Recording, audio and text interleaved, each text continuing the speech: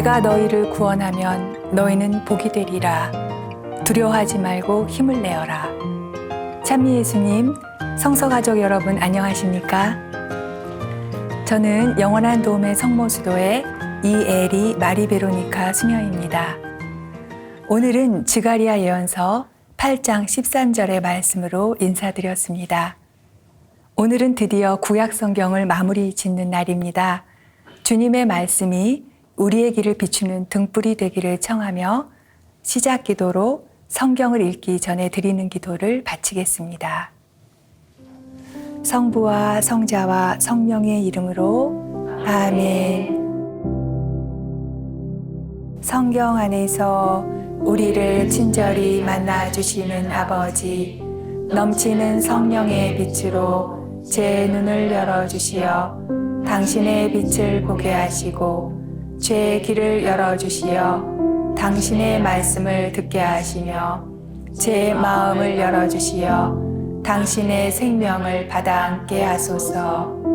그리하여 말씀의 신비가 얼마나 넓고 높고 깊은지 깨달아 알고 인간의 모든 지식을 초월한 그리스도의 사랑에 대한 뜨거운 감동으로 저의 모든 일상생활 가운데 새로운 기쁨과 당신의 능력이 빛나게 해주시며 저의 모든 형제들과 함께 당신의 영광을 찬미하게 해주소서. 우리 주 그리스도를 통하여 비나이다. 아멘. 성부와 성자와 성령의 이름으로 아멘. 네. 오늘 우리가 살펴볼 두 권의 책은 지카리야 예언사와 말라키 예언서입니다. 이 시대는 구약성경 예언 활동이 마무리되는 시대이고 또 페르시아 제국의 통치를 받았던 시기입니다. 페르시아의 다리우스 1세 임금은 자기 제국을 다시 조직하는 데 많은 힘을 기울였던 임금입니다. 제국을 주라는 행정단위로 나뉘었는데 유다가 속한 아투라주는 제국의 5번째 주라고 나와 있습니다. 먼저 지가리야 예언서를 살펴봅니다. 예언자의 활동 시기를 담은 1장 1절에 머리글이 있습니다. 페르시아 임금 다리우스 1세의 통치 시절이고 학가의 예언자와 동시대 인물입니다. 지카리야는 주님께서 기억하신다라는 뜻을 가지고 있습니다.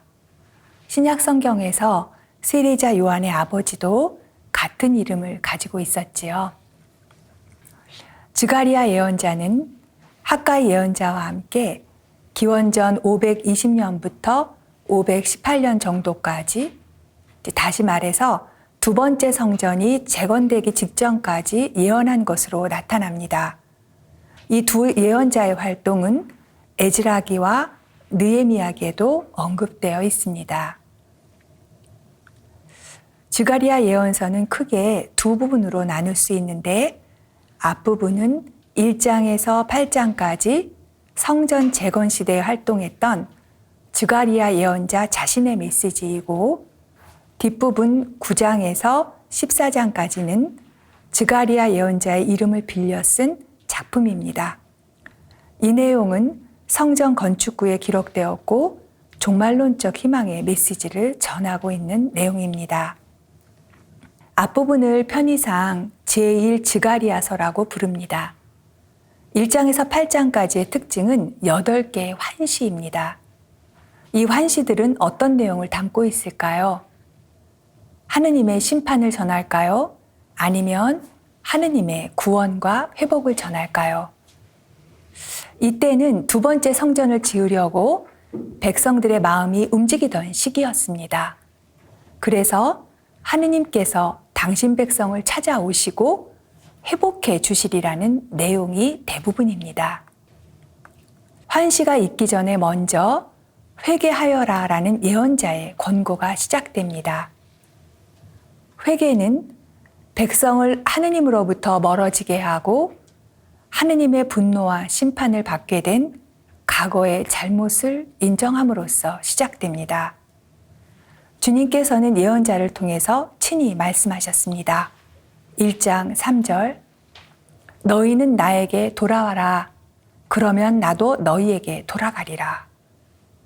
잘못을 인정한 다음에 해야 할 일은 예언자가 선포한 하느님 말씀에 순종하는 것입니다. 이 하느님의 말씀이 백성들이 따라야 할 길을 가리켜 보일 것입니다. 회개의 초대 이후 8가지 환시와 신탁들이 나옵니다. 이전의 예언서에도 환시들이 나타나지만 지가리야 예언서에는 다른 점이 있습니다. 아모스 예언서나 에제키엘 예언서를 보면 예언자가 환시를 보고 하느님과 직접 대화를 하거나 아니면 자신이 이해한 바를 전했습니다. 하지만 지가리야 예언자는 자신이 환시로 본 것을 이해하지 못합니다. 그래서 그 의미를 풀어주는 해석 천사가 등장합니다. 이것은 하느님의 초월성을 강조하는 것으로 인간이 알아들을 수 없는 신비한 내용을 담고 있다라는 의미를 지닙니다. 이 해석 천사의 등장은 다니엘 예언서에도 나타나고 있습니다. 그러면 차근차근 환시의 내용을 살펴보도록 하겠습니다. 지카리야 예언서 1장 7절부터 시작되는 첫 번째 환시에서는 말탄 기사들이 등장합니다. 페르시아 제국에도 기사들이 있었습니다. 이들은 임금이 정복한 나라들을 감시하고 임금의 명령을 전달하는 일을 했습니다. 그러면 첫 번째 환시에 나타난 기사들은 누가 보낸 사람들일까요? 네, 임금이 아니라 주님께서 보낸 이들입니다. 그들은 하느님으로부터 파견되어서 세상을 다 돌아보고 나서 온 세상이 평온하다고 주님께 보고를 드립니다. 자, 그러나 이 평온함은 좋은 것일까요? 아무 일도 일어나지 않는 것이 진짜 평화일까요? 아닙니다. 이런 상황에서 새 시대가 시작될 기미가 보이지 않습니다. 평온함은 억압자들의 무력으로 얻어진 평화입니다. 그래서 이 평화는 무너져야만 하는 것입니다. 천사는 하느님께 질문합니다. 만군의 주님, 당신께서는 예루살렘과 유다의 성읍들을 가엾이 여기지 않으시고 언제까지 내버려 두시렵니까? 그들에게 진노하신 지 이른해가 되었습니다. 1장 12절입니다. 네, 이른해는 일찍이 나라가 망하기 전에 하느님께서 예레미야 예언자를 통해서 말씀하신 기간입니다. 이제 하느님 백성은 회개와 속죄의 기간을 다 채워가고 하느님께서 주실 새로운 시대를 희망하게 되었습니다. 천사는 예언자에게 하느님의 말씀을 전합니다. 나는 예루살렘에 커다란 열정을 지니고 있다. 나는 동정심을 가지고 예루살렘에 돌아왔다. 그 안에 나의 집이 다시 지어지리라. 주님이 시온을 다시 위로하고 예루살렘을 다시 선택하리라. 1장 16절에서 17절. 그래서 이 예언자의 메시지로 인해서 백성들의 마음이 움직여지고 유배에서 돌아온 다음에 두 번째 성전이 지어지게 되었던 것입니다. 2장으로 가면 두 번째 항시가 시작되는데 예언자는 뿔 4개를 보고 있습니다. 이어서 대장장이 4명이 등장합니다. 여기에서 뿔은 권세와 세력을 상징합니다. 바로 이스라엘을 흩어놓은 제국들을 의미하는 것이죠. 제국들은 자신의 힘으로 유다를 멸망시키려고 뭉치지만 대장장이들은 그 민족을 물리치기 위해서 옵니다. 대장장이는 제국의 뿔을 잘라내고 새 시대가 올 것을 예고하고 있는 하느님의 전령입니다. 세 번째 환시에서 하느님께서는 측량줄을 보이십니다. 아모스 예언서에서 예언자는 다림줄의 환시를 보았었습니다. 다림줄은 건물의 기울기를 측정하는 도구로 북이스라엘 왕국이 얼마나 기울었는가를 측정해서 하느님의 심판이 다가왔음을 전했습니다. 그러나 지가랴 예언서에서는 측량줄을 들이웁니다. 이 의미는 다시 세우고 보호하는 것을 뜻하는 상징입니다. 무너져서 폐허가 되었던 예루살렘은 다시 세워질 것이고 계약의 백성에 참여하고자 하는 모든 사람에게 열려 있을 것입니다. 하느님께서 친히 예루살렘의 성벽이 되어 주실 것이므로 예루살렘은 성벽 없이 널리 자리 잡을 것입니다. 도성에 성벽이 없다는 것은 그만큼 많은 이들이 주님의 백성이 되어 도성을 꽉 채울 것이라는 의미를 담고 있습니다. 3장을 보면 네 번째 환시가 이어집니다. 3장과 이어지는 4장에서 환시가 비슷한 내용인데도 조금은 다릅니다. 그래서 네 번째 환시와 다섯 번째 환시를 조금은 주의 깊게 볼 필요가 있습니다. 네 번째 환시는 예수와 대사제를 높이는 내용입니다. 이 예수와 대사제는 유배에서 돌아온 귀환민 중에 한 사람입니다. 환시를 보면 천상의 법정에서 사탄이 더러운 옷을 입고 있는 예수와 대사제를 고발합니다. 그러나 천사가 예수와에게 깨끗한 옷을 입히고 깨끗한 터번을 씌워줍니다. 마치 사제를 임명하는 예식과 같습니다. 이 내용을 좀 더 설명을 드린다면 이렇습니다. 유배에서 돌아온 백성은 예수와와 주르바벨 두 인물에게 자신들의 희망을 집중시켰습니다. 주르바벨은 다윗의 후손으로 다윗 왕국의 재건을, 예수와는 사제로서 성전의 영화를 회복하기를 기대했습니다. 그러나 페르시아 정부는 이 정책을 반역의 시도로 보았다고 합니다.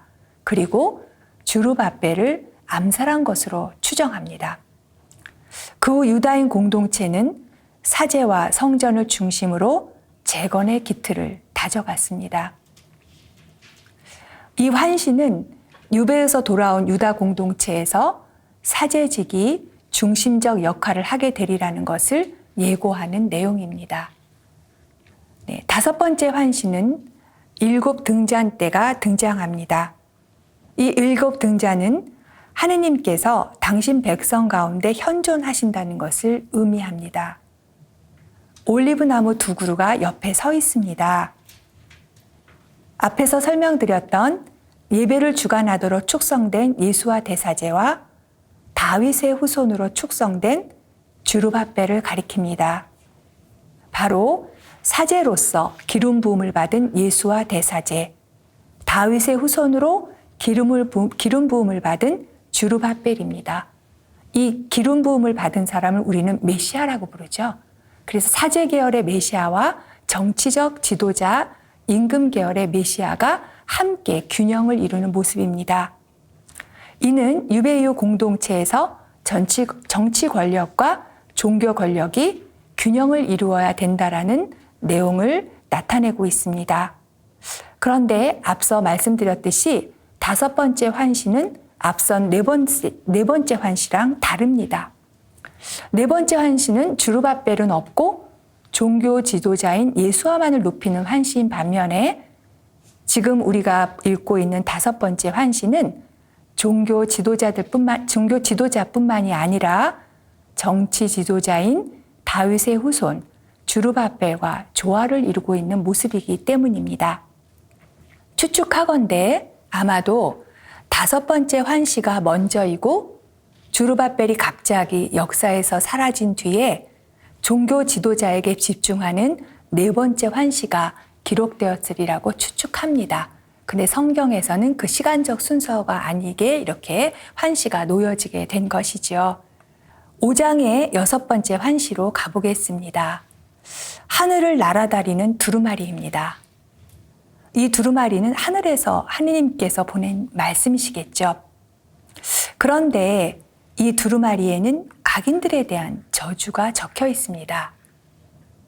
하느님에게 거짓 맹세를 하고 이웃의 재물음을 탐하고 악행을 저지르는 자는 두루마리에 쓰여진 계약의 저주 조항에 따라서 제거될 것입니다. 이어서 5장 5절부터 이어지는 7번째 환시는 뒤주에 관한 환시입니다. 우리나라 조선왕조 역사에서 이 뒤주에서 숨진 사도세자의 이야기가 생각납니다. 뒤주는 원래 곡식을 보관하는 용도로 사용되었던 것인데 이 안에 어떤 여자가 있습니다. 그리고 본문을 보면 이 여자를 세상의 악으로 이야기합니다. 5장 8절입니다. 그래서 이 대목에서 여성을 악으로 표현하고 있는데 이런 표현들은 현대 여성들에게는 거부감이 들 수 있는 표현이라는 생각도 듭니다. 성경의 이런 표현들 때문에 여성 전체를 악으로 보아서는 안 되겠지요? 네. 환시는 그 악이 시나르 땅, 즉 바빌론으로 옮겨질 것임을 보여줍니다. 악이 이스라엘에서 사라지고 이들에게 온갖 유혹과 재난을 가져온 바빌론 제국으로 옮겨진다라는 내용입니다. 8번째 환시는 병거가 등장하고 있습니다. 이 병거들은 높은 하느님의 처소인 청동산에서 나왔습니다. 높은 산은 고대 근동 신화에서 신들이 사는 곳입니다. 탈출기에서도 하느님은 시나이 산에서 장엄하게 내려오시어 당신 백성과 계약을 맺으시는 장면이 나옵니다. 이 산에서 병거 4대가 사방으로 나아가고 있습니다. 이는 하느님께서 온 땅에 현존하시며 활동하신다라는 의미를 담고 있습니다. 자, 그런데 주님의 활동은 전령을 북쪽으로 보냅니다. 이곳이 바로 바빌론입니다. 그래서 이곳에 아직 머물면서 유배살이하는 이들을 불러내서 고국으로 돌아가 성전을 다시 세우는 데 참여하도록 권고하는 환시입니다. 네, 이렇게 해서 8개 환시를 간략하게 살펴보았습니다. 이어지는 6장 9절에서 15절은 이 환시들에 대한 결론입니다. 여기를 보면 4번째 환시에서 보았던 것처럼 왕관이라는 상징을 통해서 내용을 전달합니다. 유배의의 공동체는 정치적 지도자와 종교적 지도자가 조화를 이루어야 함을 강조하고 있습니다. 그러나 페르시아의 반대로 다윗의 후손인 주르바벨이 사라지게 되고 모든 권한이 대사제의 손에 집중되었습니다. 그 결과 다윗 왕조의 회복은 미래의 일로 남게 됩니다. 이어지는 7장에서 8장의 내용은 제1지가리아서를 마무리하는 신탁들입니다. 7장은 참된 단식에 대한 가르침입니다. 예언자는 2번째 성전을 짓고 있는데 아직도 첫 번째 성전의 파괴를 생각하며 통곡하고 단식해야 하느냐고 주님께 질문을 합니다. 하느님께서 시작하신 새로운 움직임이 있는데도 과거에만 머물러 있고 우울과 비탄과 좌절의 소리만 내고 있는 이들이 있습니다. 때로는 될까? 안 될 거야 하면서 부정적인 생각에 사로잡혀 있기도 합니다. 우리도 본당 공동체를 보면 어떤 일을 하는데 꼭 이런 생각을 하고 목소리를 내는 사람들이 있지요. 네, 이런 태도는 올바른 신앙이 아닙니다. 하느님을 믿지 않고 자기 자신을 믿고 아무것도 하지 않고 움직이지 않으려는 태도입니다. 이 질문에 대한 답변은 7장이 아니라 다음에 나오는 8장 18절에서 19절에 나옵니다. 주님께서는 예언자에게 이렇게 말씀하십니다. 만군의 주님이 이렇게 말한다. 넷째 달의 단식과 다섯째 달의 단식, 일곱째 달의 단식과 여덟째 달의 단식은 유다 집안의 기쁨과 즐거움의 때가 되고 흥겨운 축제가 되어야 한다. 그러므로 너희는 진실과 평화를 사랑하여라. 즉, 통곡과 단식이 축제로 바뀌어야 한다는 주님의 말씀입니다. 참된 단식에 대한 가르침은 이사야서 58장에 잘 드러나 있습니다. 이사야서 58장도 유배 이후에 유다인 공동체에 선포된 말씀입니다.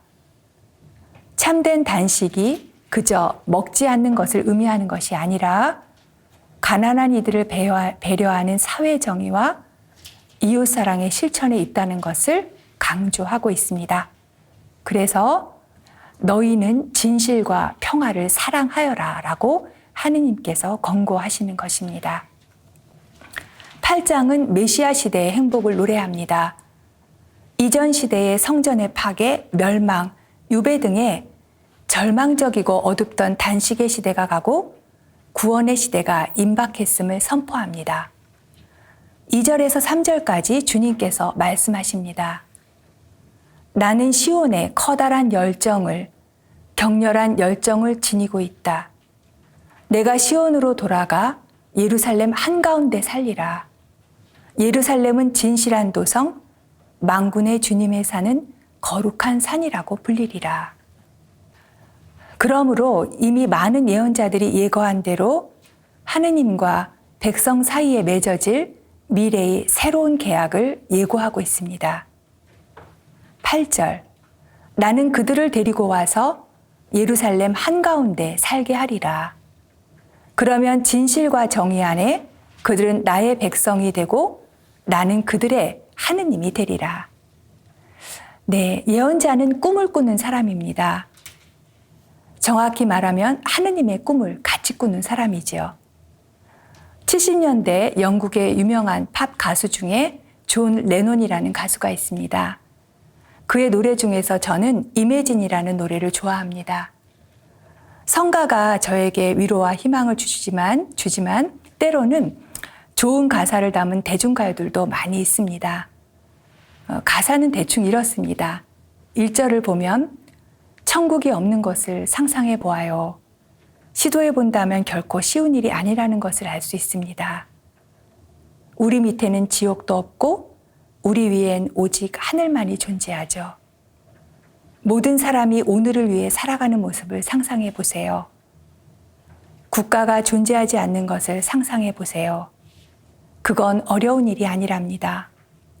살인도 죽음도 없고 종교도 없는 것을요. 모든 사람들이 평화 속에 살아가는 것을 상상해 봐요. 당신은 내가 몽상가라고 말하겠죠? 하지만 저는 그렇지 않습니다. 언젠가 당신도 우리와 함께 하길 바래요. 그리고 세상은 하나가 되겠지요. 이 노래가 유행할 때 2차 세계대전 이후에 소련과 미국의 냉전 시대였고요. 전쟁의 유형이 감돌고 있었습니다. 70년대에는 베트남 전쟁이 있었고 많은 이들이 전쟁에 참여해서 죽음을 당했습니다. 시대는 이렇지만 이 노래는 꿈을 전하고 있습니다. 그리고 그 꿈을 함께 꾸자고 초대합니다. 존 레논이 말했던 말 중에서 저는 이런 말을 좋아합니다. 혼자 꾸는 꿈은 단지 꿈에 불과합니다. 그러나 함께 꾸는 꿈은 현실이 됩니다. 네, 마찬가지로 하느님은 우리에게 당신의 꿈을 같이 꾸는 사람이 되기를 바라십니다. 메시아 시대의 행복은 예수님께서 우리에게 선포하신 하느님 나라로 완성됩니다. 지금 현재의 것은 아니지만 지금 여기서 우리가 함께 꿈을 꾸며 현실로 이루어가는 것입니다.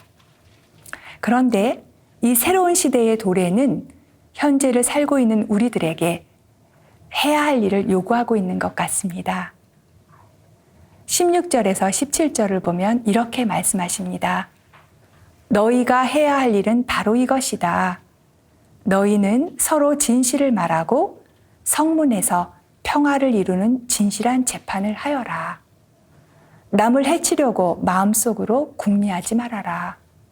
거짓 맹세를 좋아하지 말아라. 앞으로 이루어질 미래는 현재 정의를 실천한 일에 달려있다라는 말씀입니다. 네, 이렇게 스가랴 예언서 1부가 끝나고 2부는 9장에서 14장까지입니다. 이 내용은 미래에 있을 종말론적 희망을 전하는 메시지입니다. 그리고 하느님 왕권의 도래에 대한 희망을 예고하고 있습니다. 제2스가랴서의 특징은 겸손한 메시아가 오리라는 희망을 전하는 것입니다. 제1스가랴서보다 훨씬 후대의 시대를 배경으로 하고 있습니다. 페르시아 제국을 멸망시킨 알렉산드로스 대왕이 기원전 332년 유다를 점령했습니다. 지상의 통치자는 백성을 억압하고 무기와 권력으로 통치합니다. 이런 상황에서 예언자는 하느님 백성을 억압하는 이들을 심판하실 하느님의 손길을 보라고 초대합니다. 주님께서는 반드시 다윗에게 약속하신 나라를 세우실 것입니다. 이러한 하느님의 계획은 억압하는 권력과 군사력을 통해서가 아니라 하느님께서 친히 보내실 겸손한 예언자의 활동을 통해 드러납니다. 9장 9절에서 10절은 평화를 가져오는 겸손한 메시아를 예고합니다. 네, 한번 읽어보겠습니다. 제가 딸 시온아 한껏 기뻐하여라. 딸 예루살렘아 환성을 올려라. 너의 임금이 너에게 오신다. 그분은 우러우시며 승리하시는 분이시다. 그분은 겸손하시어 나귀를 어린 나귀를 타고 오신다. 그분은 에프라임에서 병거를 예루살렘에서 군마를 없애시고 전쟁에서 쓰는 활을 꺾으시어 민족들에게 평화를 선포하시리라. 그분의 통치는 바다에서 바다에까지 땅끝에서 땅끝까지 이르리라. 평화의 메시아는 가난한 사람들과 연대하고 정의를 실천하는 일을 할 것이며 세상의 폭력과 전쟁을 없애버리실 것입니다. 복음서 저자들은 이 평화를 가져오는 겸손한 메시아의 오심을 예수님을 통해서 온전히 드러났다고 봤습니다. 예수님은 예루살렘에 입성하실 때 지가리야 예언서에서 예고한 대로 어린 나귀를 타고 들어오십니다. 12장에서 14장은 하느님 왕권에 대한 희망을 전합니다. 예언자는 다윗 시대처럼 온 이스라엘이 다시 통합될 가능성을 봅니다. 북이스라엘과 남유다가 갈라지기 전의 일이죠. 그런데 이것은 일부가 아니라 온 백성의 참여가 필요합니다. 이렇게 재통합을 위해 요구되는 첫 번째 행위는 주님께서 유일한 절대자이심을 인정하는 것입니다. 그리고 두 번째 행위는 우상을 섬기던 자신의 죄를 인정하는 것입니다. 그러면 이 백성의 죄는 어떻게 용서를 받을까요? 12장 9절에서 찔려 죽은 이를 위한 애도를 보게 됩니다.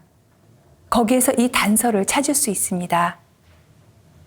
이 내용은 이사야서 53장에 묘사된 고난받는 주님의 종의 노래와도 연결되는 내용입니다.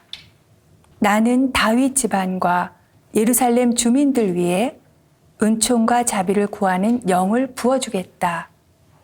그리하여 그들은 나를 곧 자기들이 찌른 이를 바라보며 외아들을 잃고 곡하듯이 그를 위하여 곡하고 맏아들을 잃고 슬피 울듯이 그를 위하여 슬피 울 것이다.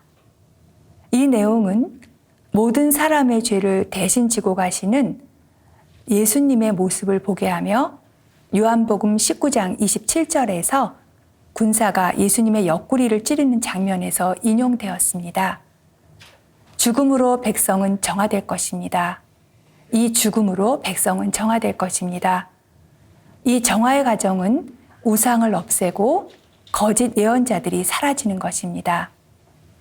그 과정은 고통스러운 과정입니다. 칼과 불의 단련을 통해 자신들의 잘못을 인정하고 우상 숭배에 빠지지 않는 이들이 남은 자가 될 것입니다. 마지막으로 14장을 가면 주님의 날을 예고합니다. 이 날은 심판의 날이 아닙니다. 불붙는 화덕의 날이 아닙니다. 유다와 예루살렘이 온 세상에 우뚝 서고 모든 민족들 가운데 살아남은 자들이 주님을 경외하러 예루살렘으로 모일 것이라고 합니다. 14장의 마지막 부분을 보면 이런 표현이 있습니다. 인간뿐 아니라 모든 피조물이 생명이 있는 것이든 생명이 없는 무생물조차도 주님께 성별되어 거룩해질 것이라는 말씀으로 마무리되고 있습니다. 네, 이렇게 지가리야 예언서를 마무리하고 구약 성경의 마지막 책인 말라키연서를 펼칩니다. 말라키는 나의 사자 혹은 나의 특사라는 뜻을 가지고 있는 이름입니다. 말라키 예언자가 활동한 시기는 학가이와 즈가리야 예언자가 활동했던 시기보다 후대이고 에즈라와 느헤미야의 개혁이 있기 전입니다. 말라키 예언자는 두 번째 성전을 지었지만 백성들의 삶이 다시 시들해지고 또다시 불의와 부정이 판치는 것을 목격하며 하느님의 말씀을 전했습니다. 이런 상황에서 말라키 예언자는 화덕처럼 불붙는 날이 온다라고 예고하며 주님의 날을 맞이할 수 있는 준비를 하라고 백성들을 일깨웠습니다. 말라키 예언서는 모두 3장으로 되어 있는 짧은 책입니다. 내용을 살펴보면 하느님의 말씀이 있고 예언자의 질문이 있습니다. 때로는 하느님께서 질문하시고 그 질문에 예언자가 다시 질문을 하기도 합니다. 때로는 백성들이 질문을 하기도 합니다. 우리는 이 질문과 응답을 중심으로 내용을 살펴보려고 합니다. 1장에서 먼저 하느님께서는 나는 너를 사랑한다 라고 말씀하십니다. 예언서의 시작이 하느님의 사랑 고백입니다. 조금 뜬금없기도 하고 당황스럽기까지 합니다. 여러분은 사랑 고백을 들어보셨지요? 사랑하는 연인에게, 자녀들에게, 남편에게, 신앙 공동체에서 함께 봉사하는 이들에게 그 사랑 고백 앞에 여러분은 어떻게 응답하셨습니까?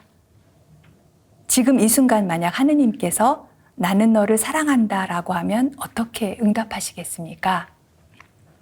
똑같이 사랑의 응답을 할까요?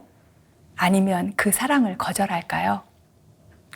그런데 본문을 보면 말라키 예언자는 하느님의 사랑이 실감이 나지 않는 것 같습니다. 그래서 하느님께서 사랑하신다는 것을 믿기 어려워서 의심하는 것 같습니다. 그래서 질문합니다. 어떻게 저희를 사랑하셨습니까? 구체적인 증거를 달라는 것이죠. 이에 대해 하느님은 야곱을 사랑하고 에사우를 미워했다고 하십니다. 이 말씀을 들으면 하느님의 사랑이 편협하다는 생각을 할 때도 있습니다. 그러나 원래 사랑은 배타적입니다. 연인 사이에서도 누구보다 더라는 표현을 종종 쓸 때가 있습니다. 하느님의 응답은 한결같은 사랑을 확신해 주시면서 유다 백성을 선택하시고 지켜주시는 분이시라는 것을 돌아보게 합니다. 성경 전체를 통해서 하느님은 우리 인간에게 당신 사랑의 편지를 쓰셨습니다. 굳이 말라키 예언자의 입을 빌어서 어떻게 사랑하셨습니까? 라고 질문을 한다면 요한복음 3장 16절의 말씀이 가장 적절한 응답이라고 생각을 합니다. 하느님께서 세상을 너무나 사랑하신 나머지 외아들을 내주시어 그를 믿는 사람은 누구나 멸망하지 않고 영원한 생명을 얻게 하셨다.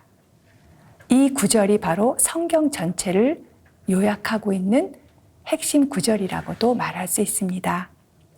어떻게 사랑하셨습니까? 당신 외아들을 내주셨다는 것이죠. 하느님께서 먼저 사랑하셨고 그 사랑으로 우리는 하느님의 사랑을 알게 되었습니다.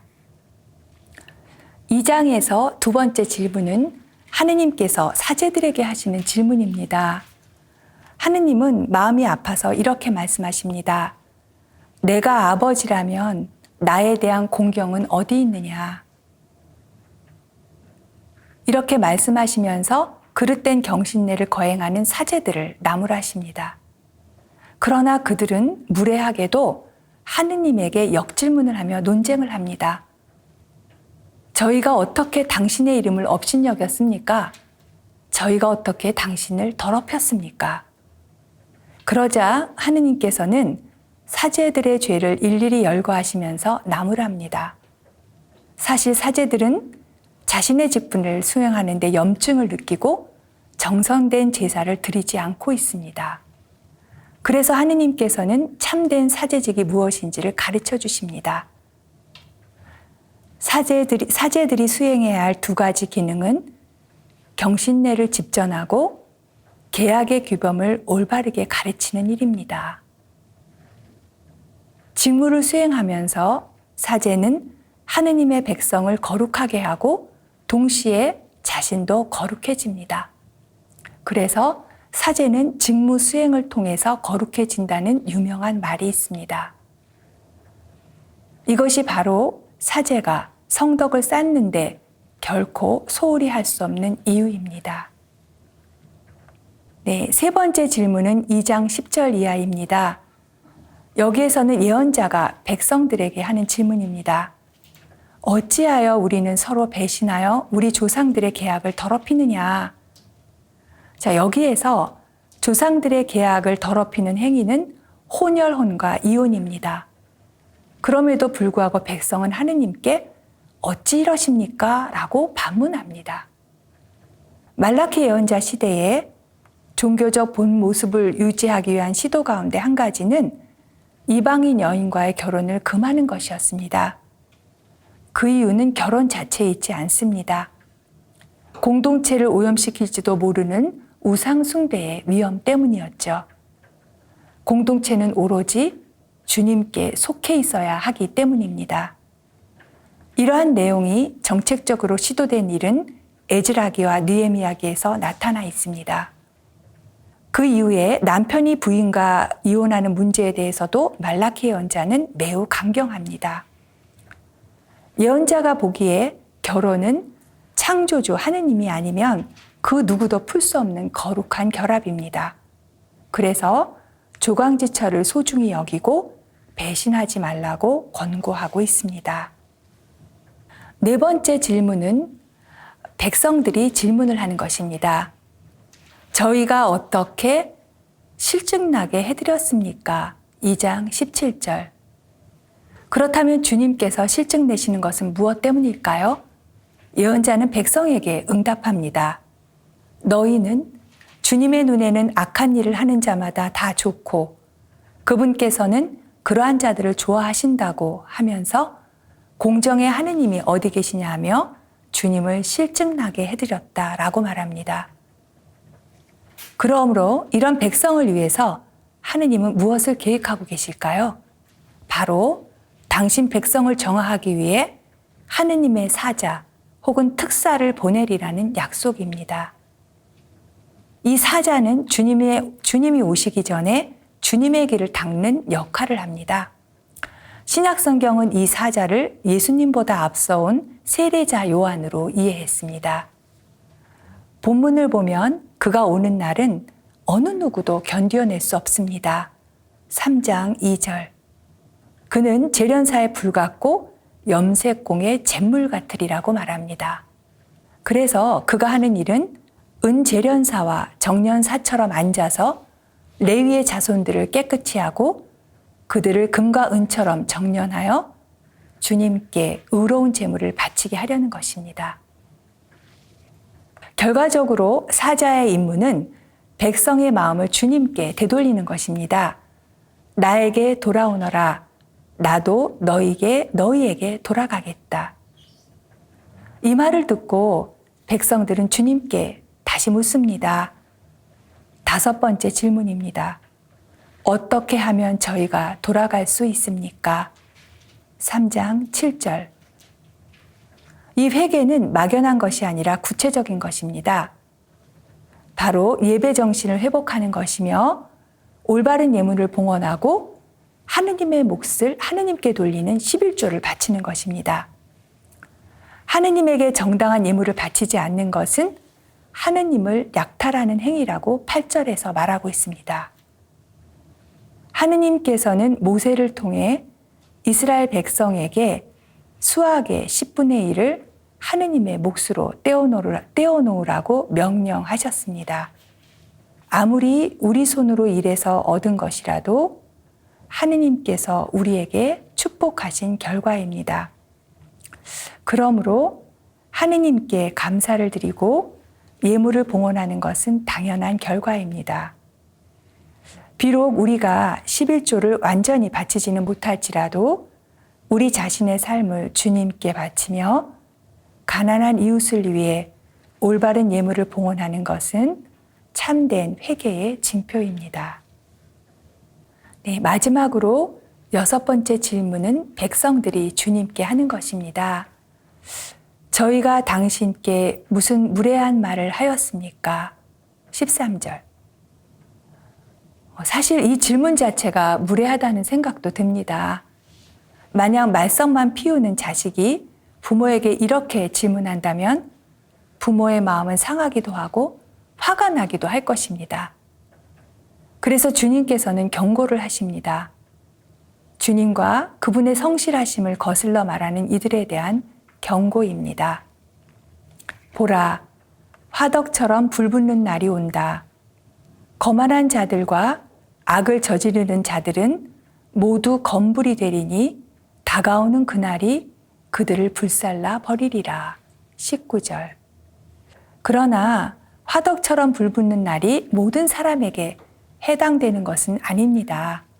20절로 내려가면 그러나 나의 이름을 경외하는 너희에게는 의로움의 태양이 날개에 치유를 싣고 떠오르리니 너희는 외양간의 송아지들처럼 나와서 뛰놀리라. 하느님을 두려워하는 이들은 의인으로 기억되지만 악한 자들은 멸망할 것임을 예고하고 있습니다. 네, 말라키 예언서의 마지막은 새로운 시대를 향하여라는 짧은 부록입니다. 성경을 펴고 계신 분들은 이 부분 오른쪽에 신약 성경이라는 큰 글씨가 새겨져 있음을 보실 것입니다.